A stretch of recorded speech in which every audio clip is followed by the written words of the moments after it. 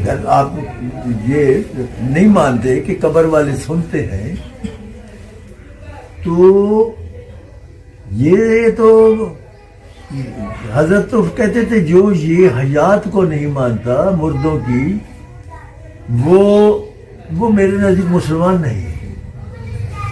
کیوں؟ کہنے لگے کہ حضرت آدم علیہ السلام کے وقت نبی کریم صلی اللہ علیہ وسلم کی روح عطا تھی کہ نہیں تھی؟ روح مگر اکیلی نبی نہیں، بغیر جسم کی روح نبی نہیں ہوتی۔ اگر روح نبی ہوتی تو حضرت آدم علیہ السلام کی نبوت ہی نہ چلتی، اس کی شریعت کیسے چلتی؟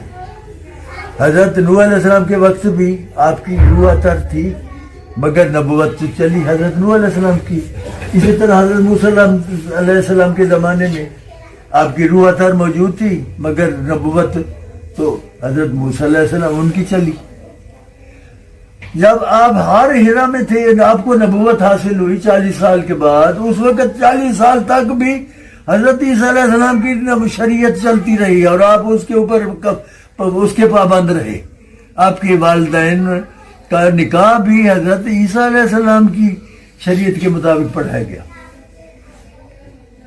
اب اگر یہ آپ عقیدہ رکھیں کہ قبر میں جو نبی کریم صلی اللہ علیہ وسلم کا جسم عطر پڑا ہے صرف ڈیڈ باڈی ہے، اسکیلیٹن ہے، روح کہیں اور ہے، جسم کے بغیر روح نبی نہیں اور روح کے بغیر جسم حیات نہیں۔ جسم سے روح نکل جاتی ہے تو جسم تو مردہ ہو جاتا ہے۔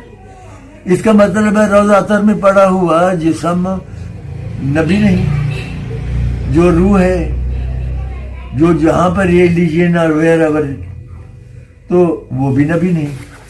یہ کفر نہیں تو پھر کیا ہے؟ پھر اس کا مطلب ختم نبوت پر آپ کا اعتبار نہیں ہے، پھر تو کسی نبی کے اوپر یقین، کیا مطلب نبی تو رہنا ہے۔ تو اس کا مطلب یہ ہے دوسرے لفظوں میں کہ آپ ختم نبوت پر آپ کا اعتبار نہیں کر رہے، آپ حیات نہیں مانتے تو